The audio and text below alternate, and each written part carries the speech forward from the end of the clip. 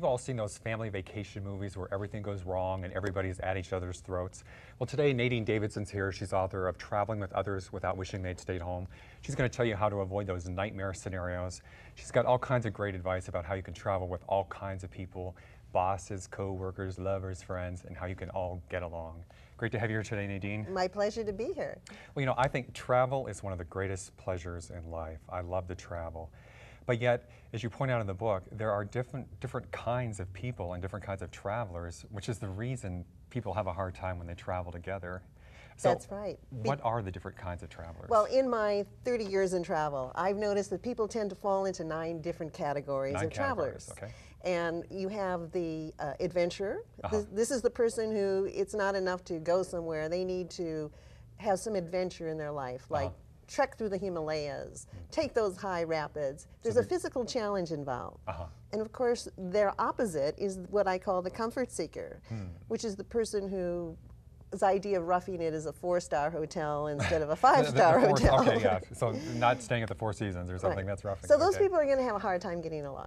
And then you have the culturist. This is the person who likes to immerse themselves in a place. They want to go to one place, stay like the natives stay, enjoy the culture, and become like they live there. I always hear people say that, like they want to get to know the locals or see what the local people That would really be the do culturist. Or something like that. Then you have the travel enthusiast. That's me. I love to travel, and I like to go and see everything that's there. And of course, that opposite is the relaxer, the person whose perfect vacation is to do as little as possible. Just kind of take it easy, sit on the beach or something. Maybe go to the spa. Go to the spa. You know, I just had one of those vacations where I went to, well, at least a couple of days I went to the spa, so that's kind of nice, yeah. And then, similar, but not quite the same, is the beach bum. Because the beach bum likes to relax, but they also have to have a beach. And usually they're into water sports, but they want the enviable tan to bring home. So they always go to a resort. And then you have the shopper, whose main reason for traveling is to shop. Most of us shop a little bit, but the shopper, you know, goes to shop. This is, I should try to be gender neutral here, but is this mostly women or not? Are there guy shoppers too? Or is there it are women? a few guy shoppers, but usually they're into collectibles. Collectibles? Yes. I mean, women, maybe it's clothes or something like that, although they can be into collectibles. Most of the men who love to shop, if they're not in the business, are collecting something. So they're shopping for their collection. Maybe electronics or something, I don't know. You'd be surprised. It could be something as strange as seashells, you know. It could be the most exotic piece of furniture. They're into something. And then you have the sportsman, and this is this can be a man or a woman. Usually it's a man, and the only way to coax him to travel is to promise him the biggest fish or the greatest 18 holes he's ever played. And they travel for their sport, and that's their motivation. And so that could be biking, hiking, and all that kind of stuff too. Right, whatever they're into. And then, of course, we have the explorer. This is the person who has to be first. This is, you know, the person that's going to be the first on that space shuttle for, you know, when they're taking people up into space, exactly. Go up. You know, if they're not first in the world, maybe they're first among their peer group. This is what, like Richard Branson out there going up in the hot air balloons or climbing Mount Everest. In fact, he's one of these people who's trying to sponsor, get this space program going for the average person. You know, so that might happen someday. And that's what, 20 million, I think. Is that what it is? Or the Russians at least are charging. Yeah, but it'll probably come down, you know, as it gets more popular. There'll just be a few million round trip. Right. But this person has a hard time finding anyone else to travel with because no one else is willing to risk their life, you know, and as they are. So they'll usually have to find someone in the National Geographic Society to go with them. Well, and so therein lies the problem, as you kind of mentioned. You've got all these different kinds of people.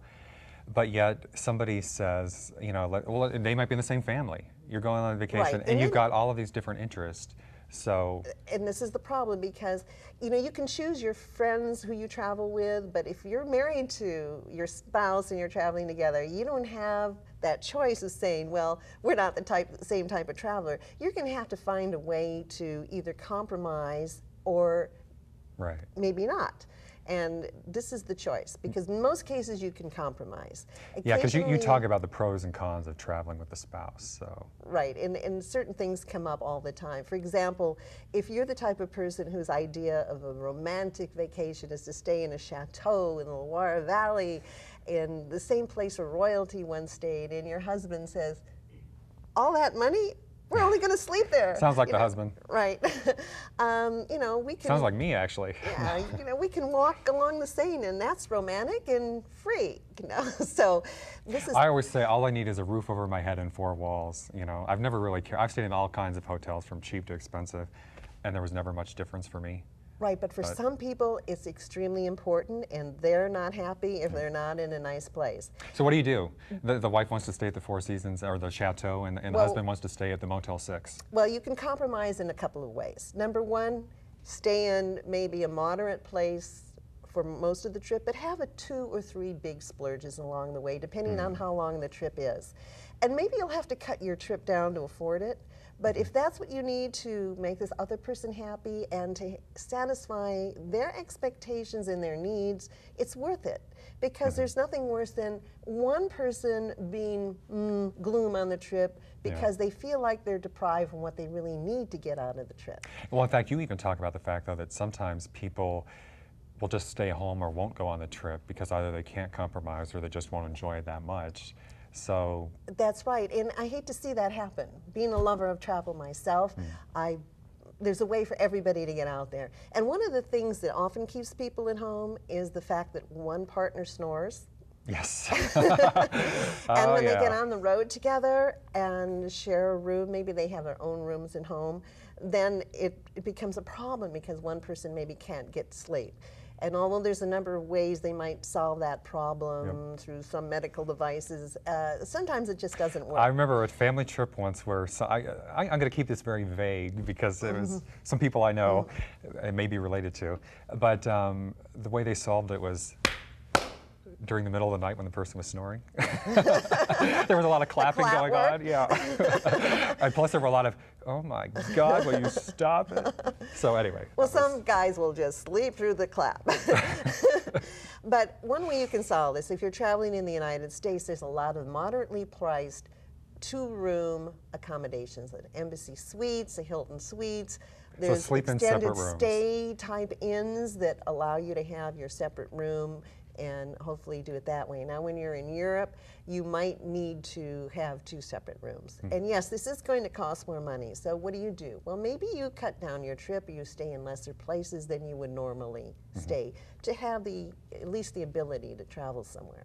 Well, you know, the thing I like about this book, and you're already kind of going there, I think, is that besides just the travel advice, you really had a lot of advice in there about everything from raising kids to getting along with your spouse. You know, I mean, it was more than really just a travel book, because whether or not you realized it, you had so much advice in there about, it was kind of like how to be a reasonable person in different situations, you know, because... You know why? Because if you can solve these problems, if you can learn to make someone else, to satisfy somebody else's expectations, this is a great tool for everything in life. Yep. You know, and it's a learning situation. And it's great for solving problems. For example, if you're traveling on the road with friends, and let's say you have, sometimes people go skiing and they stay in a condominium, and there's 2 bedrooms, and one of them has a king bed, and the other one has maybe the 2 twins. So what do? Race to the room to see who gets the first king? come, first serve. I got my suitcases, you know, I'm getting the king bed. You don't want that to happen, because then there's harsh feelings like, you know, one person feels like the loser in that case. So what do?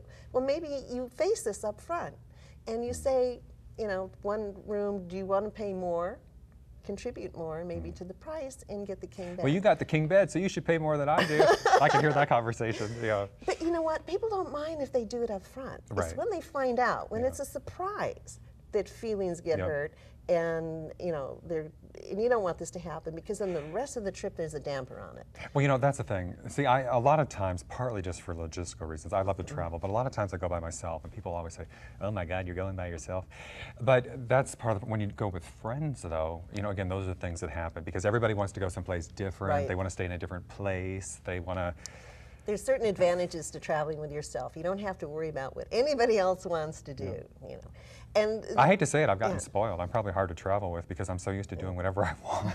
But the reason I have a chapter in my book on traveling by yourself is that sometimes you want other people around. You don't want to feel comfortable, especially a woman sometimes going out at night on the town to a nightclub. So you can pick up a little tour that maybe does the nightlife. Sure, day trips are a great way to, And then, in fact, what I recommend to a lot of single women who are traveling like to Italy is that they take a cooking class first, or a language class. I thought you were going to say take mace. Sorry. Sorry, I'm just thinking of Italy, but anyway. Yeah, no, usually a good, well-placed word in Italian will do the trick rather than mace. But if they take the class first, they'll meet some other people, and then they might have somebody to do something with. So this is a way of, there are ways to maximize your contact with other people, even if you're traveling by yourself. Right. And then if you're traveling with friends, of course, there's a whole other set of scenarios you have to worry about. Well, we'll pick up on that in just a second. We'll be back with Nadine Davidson, author of Travel with Others Without Wishing You'd Left Those People at Home in the U.S. We'll be right back.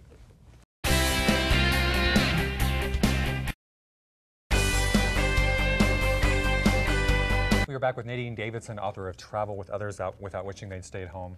Okay, so what should you know about your friends before you get on that airplane or get in that hotel room and find out what they're really like?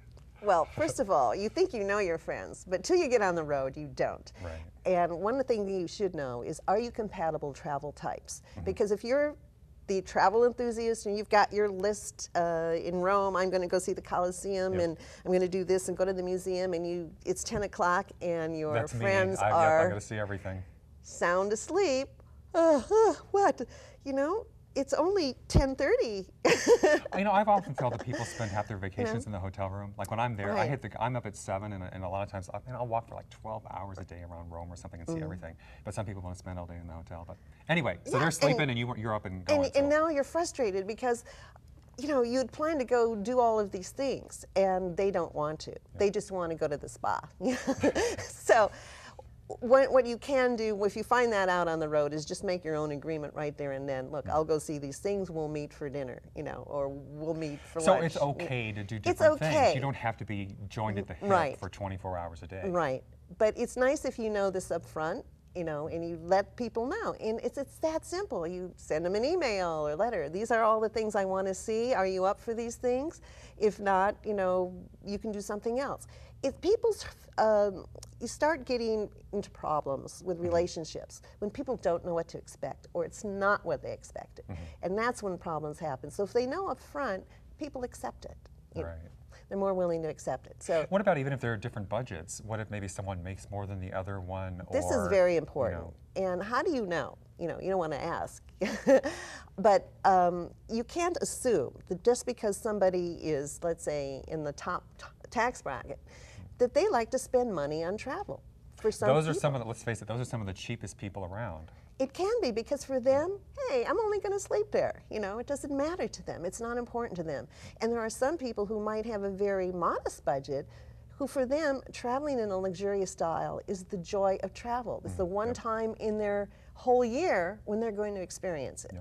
So you have to know where people are coming from. And how do you know? You simply ask, where did you go the last time? Where did you stay? You know, and how did you enjoy it? And if they say, you know, oh, I stayed, we trekked to Chiang Rai and we stayed in the longhouses with the natives.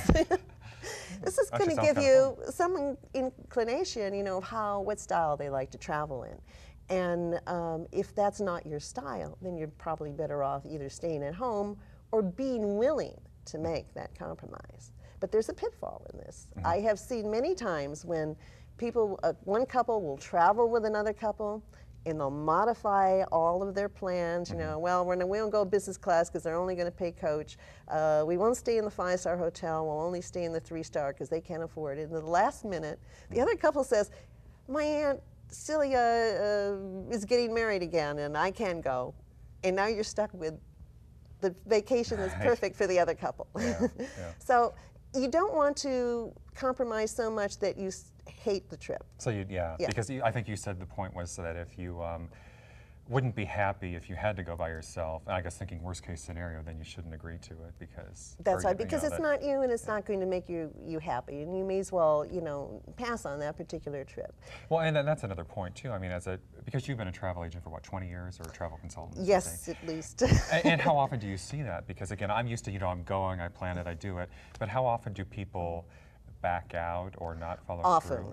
Often. You know, it sounds, oh, we should do something, we should go somewhere, go to France, whatever, and then you go to do it, and like, well, did you buy your ticket yet? You buy your ticket yet? Well, and that brings up an important point, because sometimes there's cancellation fees involved. And if you have, for example, 3 couples, and you're all planning to go through Africa on your own individualized itinerary, and maybe the cost is all prorated, one couple drops out. What does that do to the cost of all the arrangements for the other people? It changes it radically. So you need to have very clear expectations about cancellation fees and who pays for what, and that should all be understood up front. Okay, I definitely see the problems with traveling with friends, and as I say, that's why I travel by myself a lot.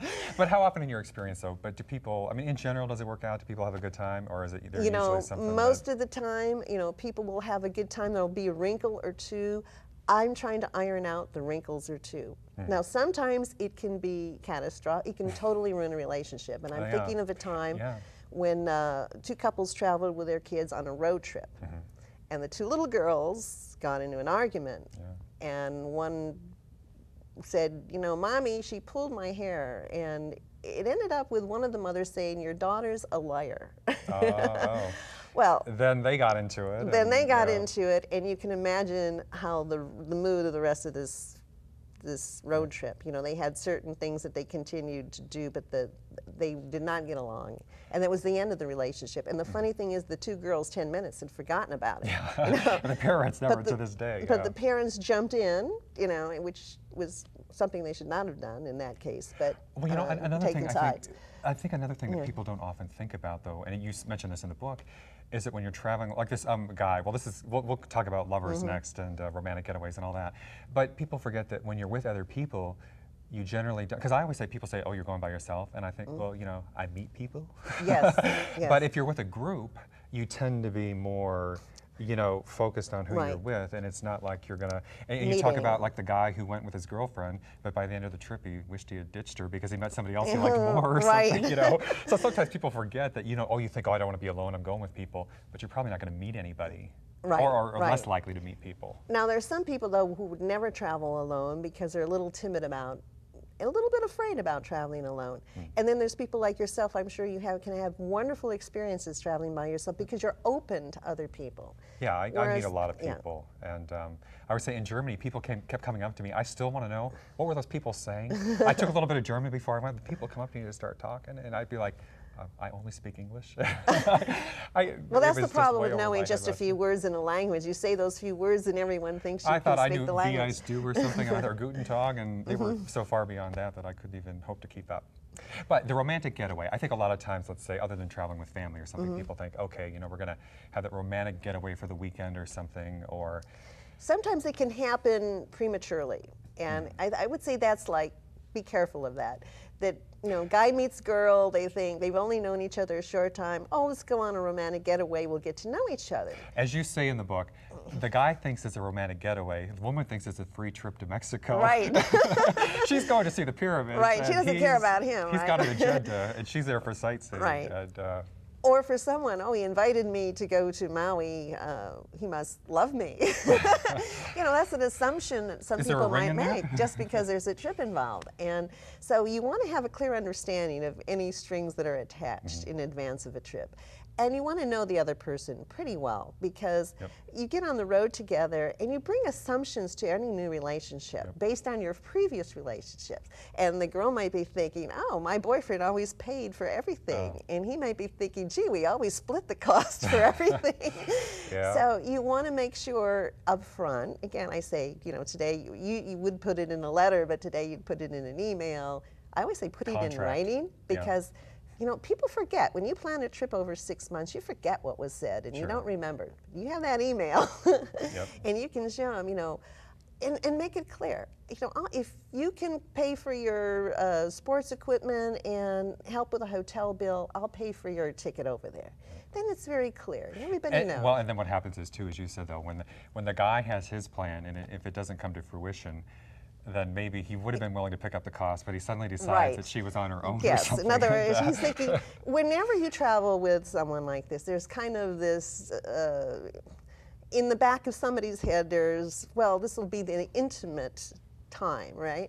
And if you're not ready for that, you better make that clear up front, because otherwise the other person feels like they didn't get what they expected out of the trip. Yeah, exactly. Yeah, and, I mean, you think there's some kind of like tension in the air. Right, thinking, and then there's this is tension, and it's like stones in your shoes. You know, every time you walk, it irritates you. So you don't want that to happen, and you can ruin a relationship that might otherwise bud only because of these misunderstandings. I want to ask you about that in just a second. We'll pick up on that. We'll be right back with Nadine Davidson talking about traveling with others without wishing they'd stayed home.